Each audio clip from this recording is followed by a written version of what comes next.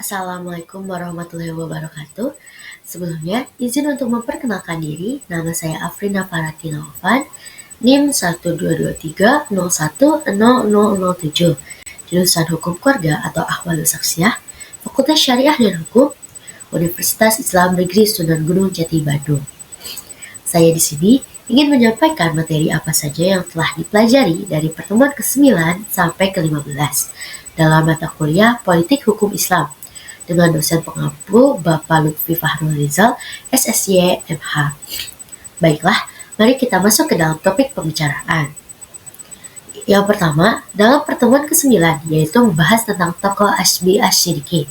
Yang saya tahu, beliau adalah seseorang yang tercatat aktif sebagai anggota dan juga pimpinan organisasi Islam yang memiliki kedekatan ideologis berhaluan Islam.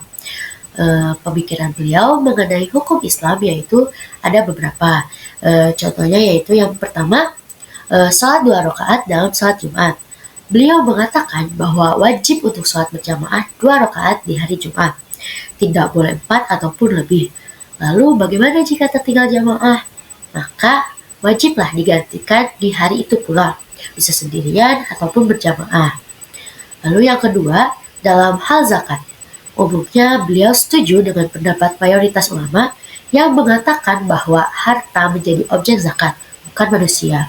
Oleh karena itu, menurut beliau, zakat dapat dikumpulkan dari orang yang bukan beragama Islam saja. Hal itu dianggap sebagai kompensasi atas tanggung jawab pemerintahan atas kesejahteraan rakyat. Itu saja yang dapat saya jelaskan dari pertemuan ke-9. Selanjutnya, kita membahas materi pertemuan ke-10, yaitu tentang pemikiran politik hukum Islam seorang Yusuf Al-Qaradawi.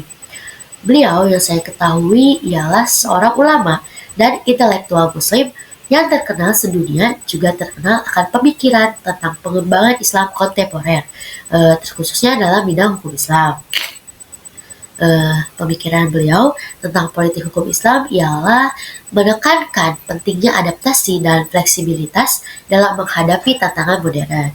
Beliau memandang bahwa hukum Islam harus diimplementasikan dengan cara sesuai dengan zaman kita sekarang dan mengambil kenyataan sosial dan budaya saat ini. Juga beliau adalah seseorang yang mengedepankan nilai toleransi dan perdamaian antar umat beragama yang berbeda keyakinan. Mungkin itu yang dapat saya jelaskan atau sampaikan dari pertemuan yang ke-10. Selanjutnya, kita membahas materi pertemuan yang ke-11, yaitu tentang pemikiran politik hukum Islam seorang Hazairi.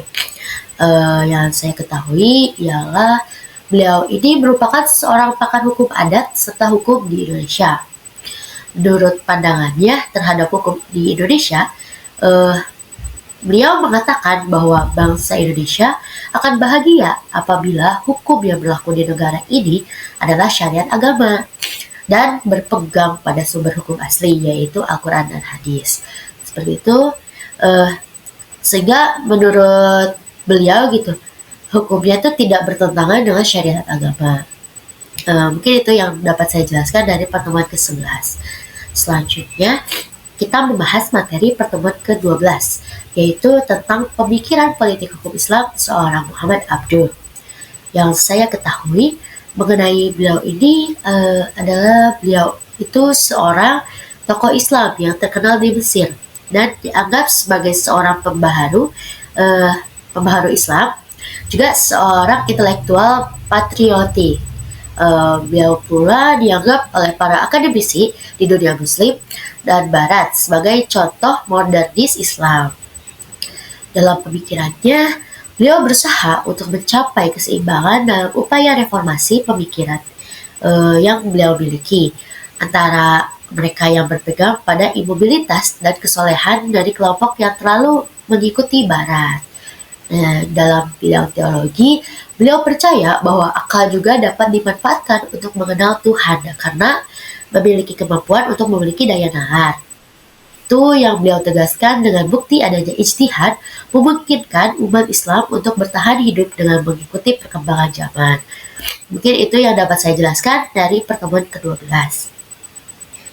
Selanjutnya, kita membahas materi pertemuan ke-13, yaitu tentang pemikiran politik hukum Islam oleh Ali Yafi dan Sahal Mahfuz.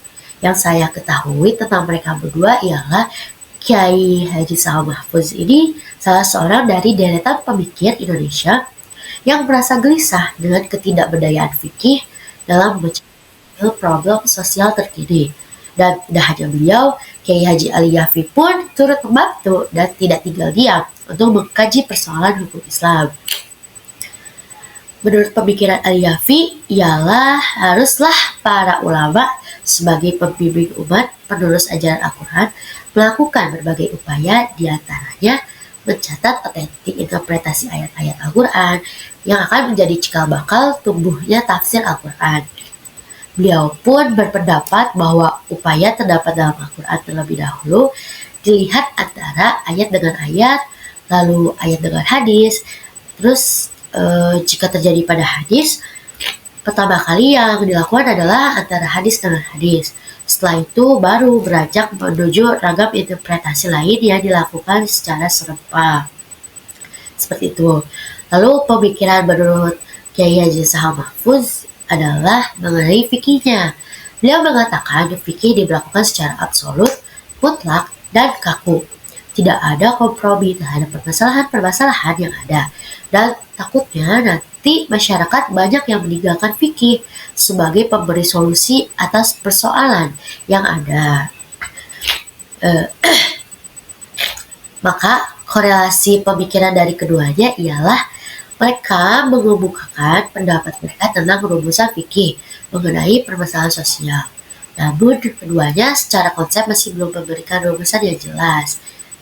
Mungkin seperti itu yang dapat saya jelaskan dari pertemuan ke-13.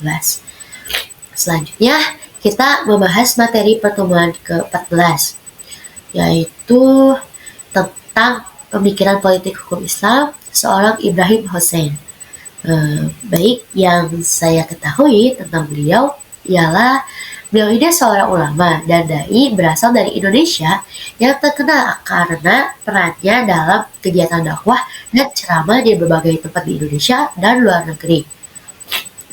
Pemikiran unik beliau yang menurut saya mungkin aneh karena tidak sesuai dengan pemikiran ulama-ulama lain, yaitu kebolehan wanita menjadi presiden dan hakim, serta sahnya wanita menjadi imam bagi makmum laki-laki. Padahal yang saya ketahui hal tersebut bertentangan dengan nas yang ada. Namun kembali lagi kepada konsep bahwa tidak ada ijtihad yang salah. Semua orang boleh berijtihad asalkan memenuhi syaratnya.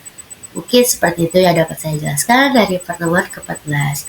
Selanjutnya pembahasan terakhir kita yaitu materi pertemuan ke-15, yaitu tentang pemikiran politik hukum Islam seorang Munawwir Syazali.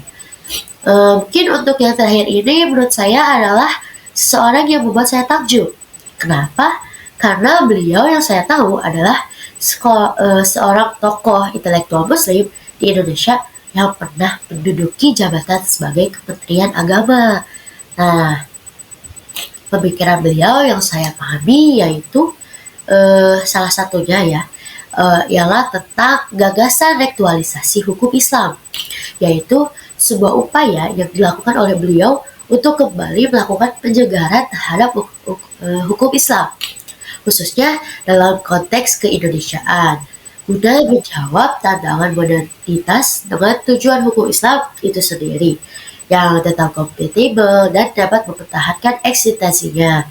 Namun dengan syarat harus tetap sesuai atau tidak boleh keluar dari ketentuan yang ada. Mungkin itu saja yang dapat saya jelaskan dari pertemuan ke-9 sampai ke-15 ini. Kurang lebihnya saya meminta maaf dan sekian saya ucapkan terima kasih. Wassalamualaikum warahmatullahi wabarakatuh.